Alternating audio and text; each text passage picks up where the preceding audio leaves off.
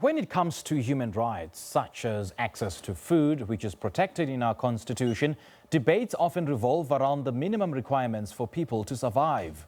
A large percentage of children are undernourished and overweight, posing a double set of health and developmental implications that may haunt them into adulthood. Afrika Tikkun NPC provides education, health and social services to underprivileged communities in South Africa through their 4 centers of excellence across Gauteng and the Western Cape.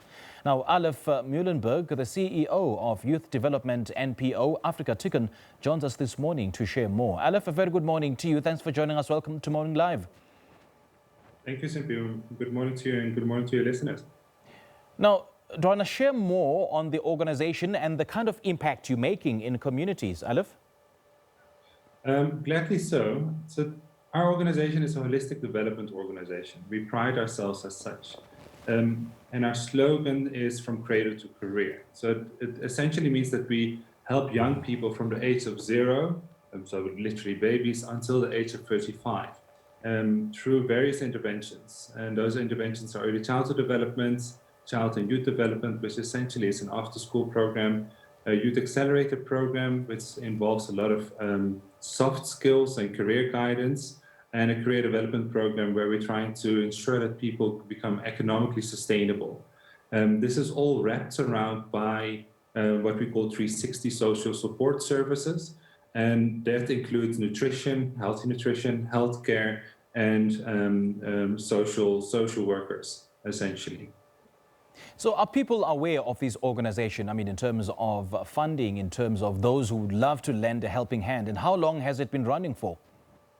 The organization has been running for 27 years, and it was recommended by the our late patron Nelson Mandela, and started as in order to repair some of the social ills left behind by apartheid. So it was actually started in 1994. It depends who you ask if they know us or not. By corporate South Africa, we are well recognized, and we are actually graded as the most impactful NGO by corporate South Africa in 2020. By the average person on the street, I'm not so sure if everyone knows us. And we're trying to make sure that people do by giving interviews as such with you as a bureau. Yeah, right. And why the focus on food security, and what exactly do you offer? So what we have found, and this is sort of perpetuated by COVID, and what we found is that the moment an income holds within the communities that we work in, which are often township communities, then food security becomes a big issue. And we already had recognized that before COVID, but it was obviously intensified due to the pandemic, where thousands of people were in line for food parcels. So what we often do is educate young kids already in how to grow food, and we call that program From Garden to Kindergarten, which literally takes early childhood development children into the garden, teaches them to plant, and also when the time comes to reap. And that food will then be used in our own kitchens. We've recently started an agricultural program which focuses around livestock and crops, with the purpose of, on the one hand, ensuring that young people can generate an income from urban agriculture. We call it agripreneurship, an entrepreneurial activity in agricultural space.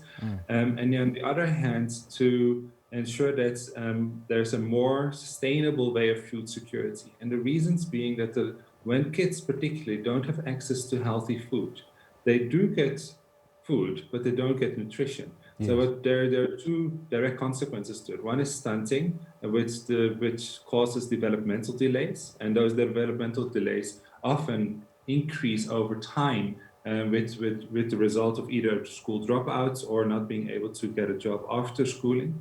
And immediately it can lead to obesity as well. And with obesity, that leads obviously to hypertension and diabetes and all those non-communicable diseases that we really don't want. So for us, nutrition is a key component of everything else. It's an enabler for education, and it's an enabler for employment. No doubt, the kind of work that you do is so heartwarming, Alef. Why are you so passionate about making a difference in communities?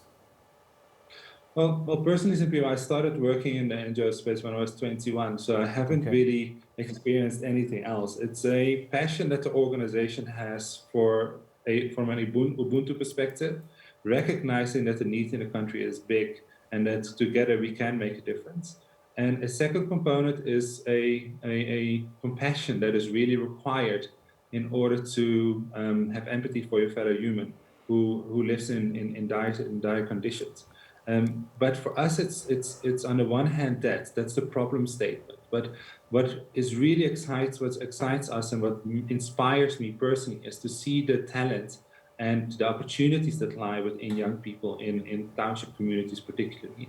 And when we ignite their passions and their skills in order to make a living for themselves, and when they do so, that's really inspiring, and that's what gets me out of bed every morning. And do share with us some of the success stories from this program. A success story that immediately comes to mind, and perhaps I'm biased because I'm entrepreneurial myself, but there's a young entrepreneur in Diepsloot who initially came to me for a job, and I didn't have a job for her, but I recognized entrepreneurial traits in her. So I asked her, why don't you start a business? And she did.